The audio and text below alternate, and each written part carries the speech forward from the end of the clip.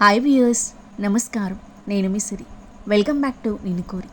ఈరోజు కథ the devil don, episode 38. మీ మనసుకు నచ్చే అత్యంత అద్భుతమైన కథ. కథ నచ్చితే లైక్ చేయండి. ఈ కథ మీకు ఎలా అనిపించిందో మీ అభిప్రాయాన్ని తప్పకుండా కామెంట్ చేయండి. ఇక కథలోకి వెళ్తే, ఇరు దేహాలు ఒక్కటిగా మారిన వేళ సంతృప్తి నిండిన మనసుతో ఈషాను తన బిగి కౌగిలిలో బంధించాడు రణదీప్.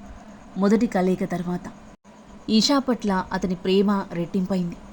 ఆమె ప్రేమ సొంతమైందని అంతులేని ఆనందంలో అతనుంటే అతను వలలో పడ్డాడని రాక్షస ఆనందం ఈషాలో.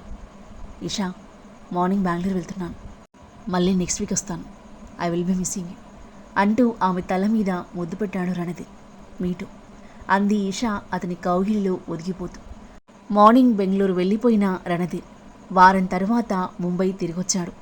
రణధీర్కి తన ఎక్స్పోర్ట్ అండ్ ఇంపోర్ట్ బిజినెస్కి సంబంధించి హైదరాబాద్, బెంగళూరు, ముంబై, వైజాగ్లలో ఆఫీసులున్నాయి. అన్ని ఆఫీస్ బ్రాంచ్ల వ్యవహారాలన్నింటినీ మేనేజ్ చేస్తూ ఉంటాడు. ఇద్దరూ ముంబై సిటీ అంతా సరదాగా షికార్లు కొట్టి రెస్టారెంట్లో డిన్నర్ చేసి ఈషా ఫ్లాట్కి వచ్చేశారు. ఫ్లాట్లోకి రాగానే ఆమెను హక్ చేసుకుని కిస్ చేస్తూ ప్రణయ యుద్ధానికి శ్రీకారం చుట్టాడు రణదీప్. శృంగార సామ్రాజ్యంలో విహరించి సేద తీరుతూ ఒకరి కౌగిలిలో మరొకరు బందీ అయిపోయారు. ఈషా, రణధీర్ పిలుపుకి తలెత్తి అతని మొహంలోకి చూసింది. లెట్స్ గెట్ మ్యారీడ్ అన్నాడు రణధీర్ తన కళ్ళలోకి ప్రేమగా చూస్తూ. ఈషా నవ్వి, అంత తొందరేంటి, ఇప్పుడే కదా మన లవ్ జర్నీ స్టార్ట్ అయింది, let's enjoy this beautiful journey అంది. బట్ మ్యారేజ్ అవ్వకుండా మనిద్దరం ఇలా, రణధీర్ చెప్తుండగాని నాకేం ప్రాబ్లం లేదు, ఐ ట్రస్ట్ యూ అంది ఈషా నవ్వుతూ. రణధీర్ పెదవులపై చిరునవ్వు చేరింది. హ్యాపీగా బ్రీత్ తీసుకుంటూ తనని గాఢంగా కౌగిలించుకున్నాడు. కాసేపు మౌనం తర్వాత, రణధీర్, నా బాస్ నిన్ను మీట్ అవ్వాలి అనుకుంటున్నాడు అని మెల్లిగా చెప్పింది ఈషా అతని చేతిపై వేలితో గీతలు గీస్తూ. విల్సన్ నన్ను మీట్ అవ్వాలి అనుకున్నాడా? ఎందుకు? మీతో బిజినెస్ గురించి మాట్లాడాలనుకుంటున్నాడు. రణధీర్ కొన్ని క్షణాలు ఆలోచించి, okay, day after tomorrow we can meet అని అన్నాడు. ఈషా రణధీర్ని కౌగిలించుకుని థ్యాంక్ యూ అంది. ఎనీథింగ్ ఫర్ యూ డియర్ ఆమె నుదుటన ముద్దు పెట్టాడు రణధీర్. ఇద్దరూ ఒకరి కౌగిలిలో మరొకరు హాయిగా నిద్రపోయారు. మార్నింగ్ రణధీర్ వెళ్ళగానే విల్సన్కి కాల్ చేసింది Eesha. Hello sweetie, good morning అన్నాడు విల్సన్. గుడ్ మార్నింగ్, మీకు గుడ్ న్యూస్, రణధీర్ మిమ్మల్ని మీట్ అవ్వడానికి ఒప్పుకున్నాడు, డే ఆఫ్టర్ టుమారో మీటింగ్ సంతోషంగా అంది ఈషా. విల్సన్ మొహంలో సంతోషం చేరింది. Thank you sweet heart, love you phone పెట్టేశాడు విల్సన్. ఇప్పుడు రణధీర్ చక్రవర్తి కంపెనీ నాకు చాలా యూజ్ అవుతుంది, my goods and transportation. Evil smile చేరింది అతని పెదవులపై. 2 రోజుల తర్వాత రణధీర్తో మీటింగ్కి అతని ఆఫీస్కి వచ్చారు Wilson, Eesha. Good morning mister Randhir, it's my pleasure to meet you అంటూ రణధీర్కి షేక్ హ్యాండ్ ఇచ్చాడు Wilson. Good morning mister Wilson అతని చేత్తో చేయి కలిపి బీ సీటెడ్ అన్నాడు చైర్స్ వైపు చూపిస్తూ. విల్సన్ చైర్లో కూర్చోగా ఈషా అతని పక్కన నిలబడింది. Please tell me mister Wilson, మీరు నన్ను ఎందుకు మీట్ అవ్వాలనుకున్నారు అని అడిగాడు రణధీర్ టేబుల్పై చేతులు పెట్టి అతని వైపు చూస్తూ. ఎక్స్పోర్ట్ అండ్ ఇంపోర్ట్ బిజినెస్లో మీరు చాలా ఫేమస్, సో నేను మీ షిప్పింగ్ కంపెనీ ద్వారా నా గూడ్స్ని ఎక్స్పోర్ట్ చేయాలనుకుంటున్నాను, మాతో చేతులు కలపండి, ప్రాఫిట్ 50-50 ఏమంటారు అని అడిగి రణధీర్ సమాధానం కోసం అతని మొహంలోకి ఉత్కంఠగా చూస్తున్నాడు విల్సన్. రణధీర్ తన చైర్లో వెనక్కి వాలి, మీ కంపెనీ ఏం ఎక్స్పోర్ట్ చేస్తుంది అని అడిగాడు. Iron, steel and raw material for mechanical machines. మీరు ఏదో ఒక రోజు మా ఫ్యాక్టరీకి వచ్చి మా వర్క్ని చూడండి, ఆ తర్వాత మీరు ఏ డిసిషన్ తీసుకున్నా నేను దాన్ని అంగీకరిస్తాను అని చెప్పాడు విల్సన్. రణధీర్ ఈషా వైపు చూసి చిన్నగా నవ్వి విల్సన్ వైపు చూసి, ఓకే, టుమారో నా మనుషులతో మీ ఫ్యాక్టరీని విజిట్ చేస్తాను, ఆ తర్వాత నాకు అంత ఫైన్ అనిపిస్తే కాంట్రాక్ట్పై సైన్ చేద్దాం అన్నాడు రణధీర్. విల్సన్ మొహం వెలిగిపోయింది. Thank you mister Randhir, I'm leaving now, tomorrow ఫ్యాక్టరీలో మీట్ అవుదాం అని రణధీర్కి షేక్ హ్యాండ్ ఇచ్చి, ఈషా, రణధీర్ గారికి మన కంపెనీ ఫ్యాక్టరీకి సంబంధించి అన్ని డీటెయిల్స్ ఎక్స్ప్లెయిన్ చేసిరా, నీకోసం మరో కారు వదిలి వెళ్తున్నాను విల్సన్ చెప్పేసరికి. ఎస్ సార్ అంది ఈషా చిరునవ్వుతో. విల్సన్ వెళ్ళిపోయాడు. అతను వెళ్ళిపోగానే రణధీర్ ఈషా చేయి పట్టుకుని తన దగ్గరికి లాక్కున్నాడు. రణధీర్, ఏం చేస్తున్నావు, ఎవరైనా వస్తారు. రణధీర్ రిమోట్ తీసుకుని తన క్యాబిన్ డోర్ లాక్ చేశాడు. ఈషా నవ్వుతూ చూసింది. ఇప్పుడెవరు రారు అని అంటూ ఆమెను తన ఒడిలోకి లాక్కున్నాడు రణధీర్. రణధీర్, ఇది ఆఫీస్, నేను వచ్చింది వర్క్ గురించి డిస్కస్ చేయడానికి. లేట్ అయితే విల్సన్ సార్ కోపడతారు అంది అతని మెడలో చేతులు వేస్తూ.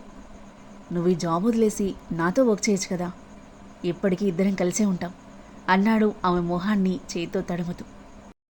మన పిల్లయ్యకు వదిలేస్తాను కానీ ఇప్పుడు నన్ను వదులు రణధీర్ అంది ఈషా తన బుగ్గన ముద్దు పెట్టి. రణధీర్ తనని వదిలేయగా చిన్నగా నవ్వుకొని అతని ఎదురుగా కూర్చుని తమ company and factory details explain చేసి అతనికి హగ్తో బాయ్ చెప్పి వెళ్ళిపోయింది ఈషా. రణధీర్ డీప్ బ్రీత్ తీసుకుని తన వర్క్లో నిమగ్నమయ్యాడు. మరుసటి రోజు రణధీర్ విల్సన్ ఫ్యాక్టరీని విజిట్ చేశాడు. అతని మనుషులు కూడా ఫ్యాక్టరీని క్షుణ్ణంగా చెక్ చేశారు. అంతా ఓకే అని కన్ఫర్మ్ చేసుకున్నాక రణధీర్ విల్సన్ల మధ్య కాంట్రాక్ట్ కుదిరింది. ఈషా ప్రేమలో డీప్గా మునిగిపోయిన రణధీర్ ఆమెను బ్లైండ్గా నమ్మాడు. రణధీర్కి ఏమాత్రం అనుమానం రాకుండా నిజమైన ప్రేయసిలా అతనిపై అంతులేని ప్రేమను చూపిస్తూ రణధీర్ని పూర్తిగా తన మాయలు పడేసింది ఈషా. వారం రోజుల తర్వాత ఫైల్ తీసుకుని రణధీర్ ఆఫీస్కి వచ్చింది. గుడ్ మార్నింగ్ మిస్టర్ రణధీర్ అని అంటూ అతని ముందు ఫైల్ పెట్టి, న్యూ ఎక్స్పోర్ట్ ఆర్డర్ బయటకు రాబోతుంది, సైన్ చేయండి అంది. రణధీర్ చిన్నగా నవ్వు ఫైల్ ఓపెన్ చేసి చూశాడు. ఎవ్రీథింగ్ ఈజ్ ఫైన్ అని అంటూ అన్ని డాక్యుమెంట్స్పై సైన్ చేశాడు. అతని బుగ్గపై ముద్దు పెట్టుకుని వెళ్ళిపోయిన ఈషా ఆఫీస్కి చేరుకొని ఫైల్ విల్సన్ ముందు పెట్టింది. ఇదిగోండి సార్, రణధీర్ ఫైల్ మీద సైన్ చేశాడు అంది. విల్సన్ నవ్వుతూ ఆ ఫైల్ అందుకుని చూస్తూ, ఇప్పుడు ఆ రణధీర్ షిప్స్ ద్వారా నేను మార్క్ షిప్పింగ్ కంపెనీ కలిసి డ్రగ్స్ అండ్ వెపన్స్ని సప్లై చేయబోతున్నాం అని అన్నాడు. కానీ సార్, అవి పట్టుబడితే సీజ్ చేస్తారు కదా. విల్సన్ కన్నింగా నవ్వి, ఇక్కడ ఫైల్ మీద రణధీర్ చక్రవర్తి సైన్ ఉంది. సో నా డ్రగ్స్ అండ్ వెపన్స్ పట్టుబడితే రణధీర్ మీదకి వెళ్తుంది, వాడే ఇబ్బందులు పడతాడు, మనకి ఎలాంటి ప్రాబ్లం ఉండదు అని అన్నాడు. మీ ప్లాన్ సూపర్ నవ్వేసింది ఈషా. న్యూ స్టాక్ షిప్పింగ్ చేయాల్సినప్పుడల్లా ఈషా రణధీర్తో ఏకాంతంగా గడిపి అతని మోసం చేసి ఫైల్స్పై సైన్ చేయిస్తుంటే విల్సన్ తన వస్తువులని అక్రమంగా రవాణా చేస్తున్నాడు. ఇలా సంవత్సరానికి పైగా జరిగింది. సంవత్సరం తర్వాత ఒకరోజు పోలీసులు రణధీర్ ఆఫీస్లోకి ఎంటర్ అయ్యారు. సార్, మీరు ఎక్కడికి వెళ్తున్నారు? గార్డ్స్ వాళ్ళని ఆపడానికి ప్రయత్నించారు. ఇన్స్పెక్టర్ దీపేష్ మిశ్రా వాళ్ళ వైపు చూసి, మా డ్యూటీ మమ్మల్ని చేయనివ్వండి, అడ్డు రాకండి అని సీరియస్గా చెప్పేసరికి గార్డ్స్ వెనక్కి తగ్గారు. తన టీంతో పాటు రణధీర్ క్యాబిన్లోకి దూసుకెళ్లిన ఇన్స్పెక్టర్ని చూసి, ఇన్స్పెక్టర్ మీరేంటి ఇక్కడ అని అడిగాడు రణధీర్ క్వశ్చన్ మార్క్ వేస్తూ. మిస్టర్ రణధీర్ చక్రవర్తి, మేము మిమ్మల్ని అరెస్ట్ చేయడానికి వచ్చాం అని ఇన్స్పెక్టర్ అనేసరికి రణధీర్ అయోమయంగా చూస్తూ, ఏం మాట్లాడుతున్నావు ఇన్స్పెక్టర్, ఫర్ వాట్ క్రైమ్ అన్నాడు లేచి నిలబడుతూ. మీరు మీ గర్ల్ ఫ్రెండ్ నిషా స్మగ్లింగ్లో ఇన్వాల్వ్ అయ్యారు, అది కూడా డ్రగ్స్ అండ్ వెపన్స్. పెద్ద మొత్తంలో డ్రగ్స్ వెపన్స్తో వెళ్తున్న మీ షిప్ని పట్టుకున్నాం. రణధీర్ ఒక్కసారిగా షాక్ అయిపోయాడు. అతని మైండ్ అంతా బ్లాంక్ అయిపోయింది. ఇన్స్పెక్టర్, నేను ఎలాంటి స్మగ్లింగ్ చేయలేదు, ఎక్కడో ఏదో మిస్టేక్ జరిగింది. Let me talk to my lawyer. Randhir లాయర్కి ఫోన్ చేయబోతుంటే ఆపాడు ఇన్స్పెక్టర్. సార్ ప్లీజ్, మీరు ఇప్పుడు ఎలాంటి కాల్స్ చేయకూడదు, please hand over your phone and come with us అని ఇన్స్పెక్టర్ అనడంతో రణధీర్ చిన్నగా నిట్టూర్చి ఫోన్ హ్యాండ్ ఓవర్ చేసి అతనితో పాటు కదిలాడు. ఇదే ఫస్ట్ టైం అతను దోషిగా అరెస్ట్ అయ్యి పోలీస్ మెట్లెక్కడం. ఎక్కడ మిస్టేక్ జరిగిందో అర్థం కాక మెంటలెక్కిపోయింది అతనికి. తను స్టేషన్కి వెళ్ళేసరికి ఈషా స్టేషన్ సెల్లో ఉంది. ఆమెతో పాటు అతన్ని లాక్ చేశారు. రణధీర్, ఏంటిది? నీ స్మగ్లింగ్లో నేను కూడా ఇరుక్కుపోయాను, విల్సన్ సార్ కూడా ఇరుక్కుపోతే పరిస్థితి ఏంటి? ఏడుస్తూ ఉంది ఇషా. రణధీర్ షాకింగ్గా చూశాడు. ఏం మాట్లాడుతున్నావు ఇషా? నేనేం చేయలేదు.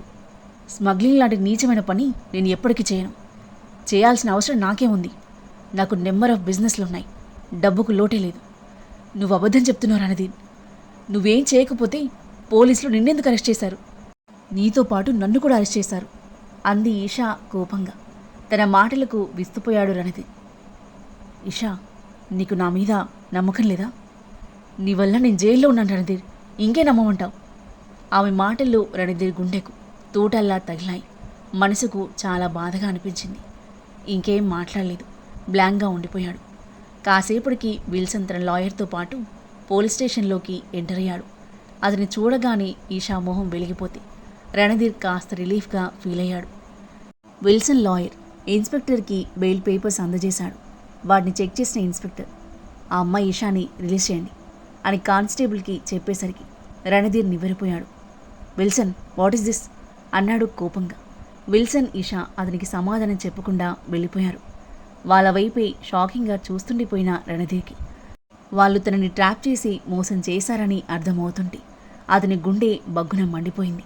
మొహం కోపంతో ఎర్రబడింది. అంటే ఈషా ప్రేమ పేరుతో నన్ను నమ్మించి మోసం చేసిందా? రణధీర్ గుండె 1000 ముక్కలైంది.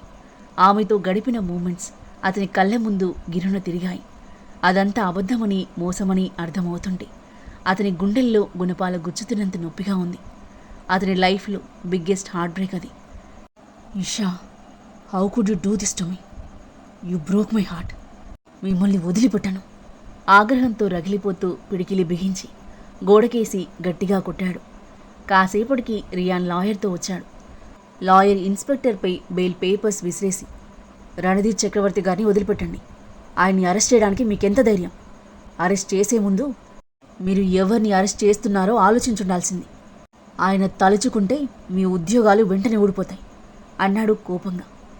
లాయర్ గారు, మా చేతుల్లో ఏం లేదు, మా డ్యూటీ మేము చేశాం అని చెప్పి రణధీర్ని వదిలేశాడు ఇన్స్పెక్టర్. రియాన్ రణధీర్ని గట్టిగా హక్ చేసుకున్నాడు. ఏంటన్నయ్య ఇదంతా? ఆ బాస్టర్ విల్సన్ నన్ను మోసం చేశాడు. పక్కా ప్లాన్తో నన్ను ట్రాప్ చేశాడు. వాణ్ణి వదిలిపెట్టాను. రణధీర్ అగ్నిగుండంలా మండుతూ ఆగ్రహ ఆవేశాలతో వెళ్తుంటే, అన్నయ్య, వాడు చాలా డేంజర్ పర్సన్లా ఉన్నాడు, ఆలోచించి స్టెప్ తీసుకోవాలి అని ఆపడానికి ప్రయత్నించాడు రియాన్. ఆలోచించేది లేదు రియాన్. నమ్మక ద్రోహాన్ని నేను అస్సలు సహించను. వాడికి నా చేతిలో చావు తప్పదు అని వెళ్ళి కారులో కూర్చున్నాడు. రియాన్తో పాటు రణధీర్ గార్డ్స్ అతని వెనకాల వెళ్ళారు. పోర్టుకి రీచ్ అయ్యి అక్కడ సీజ్ చేసిన షిప్లో ఏం స్టాక్ ఉందో తన మనుషుల ద్వారా తెలుసుకున్నాడు రణధీర్. అవి విల్సన్కి చెందినవని కన్ఫర్మ్ చేసుకున్నాక షిప్పింగ్కి రెడీగా ఉన్న స్టాక్ని చెక్ చేయించాడు రణధీర్. ఐరన్ రాడ్ల లోపల భారీ మొత్తంలో డ్రగ్స్ ఉన్నాయి. అవి చూసి అందరూ షాక్ అయ్యారు. సార్, దీని లోపల డ్రగ్స్ ఉన్నాయి. ఈ కన్సైన్మెంట్ ఇప్పుడే వచ్చింది. రణధీర్ కోపంతో ఊగిపోతూ ఆ వ్యక్తి చెంపలపై టపాటపా కొట్టాడు. You fool! నువ్వు గూడ్స్ పంపే ముందు వాటిని చెక్ చేయట్లేదా? పైపైన చూసి పంపించేస్తున్నావా? అందులో డ్రగ్స్, వెపన్స్ సప్లై అవుతున్నాయి. వాటిని నా విల్సన్ గారికి తిరిగి పంపండి. ఆ రాస్కిల్ సంగతి నేను చూసుకుంటాను అని చెప్పి విల్సన్ ఇంటికి బయలుదేరాడు రణధీర్. బరస్ట్ అవ్వడానికి సిద్ధంగా ఉన్న అగ్ని పర్వతంలా రగిలిపోతూ. ఆ తర్వాత ఏం జరగబోతుంది?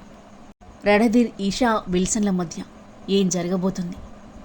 ఈషా, విల్సన్ రణధీర్కి చిక్కుతారా, లేదా రణధీర్కి ఎదురుదెబ్బ తగులుతుందా? అద్భుతమైన కథనంతో ఊహకందని మలుపులతో ఎంతో ఆసక్తికరంగా సాగే ఈ కథ యొక్క నెక్స్ట్ ఎపిసోడ్ కోసం మన నెక్స్ట్ వీడియో చూడండి. కథ నచ్చితే లైక్ చేయండి. ఈ కథ మీకు ఎలా అనిపించిందో మీ అభిప్రాయాన్ని తప్పకుండా కామెంట్ చేయండి. ఇంకా ఇలాంటి ఇంట్రెస్టింగ్ స్టోరీస్ కోసం మన ఛానల్ని సబ్స్క్రైబ్ చేయండి. Thank you for listening.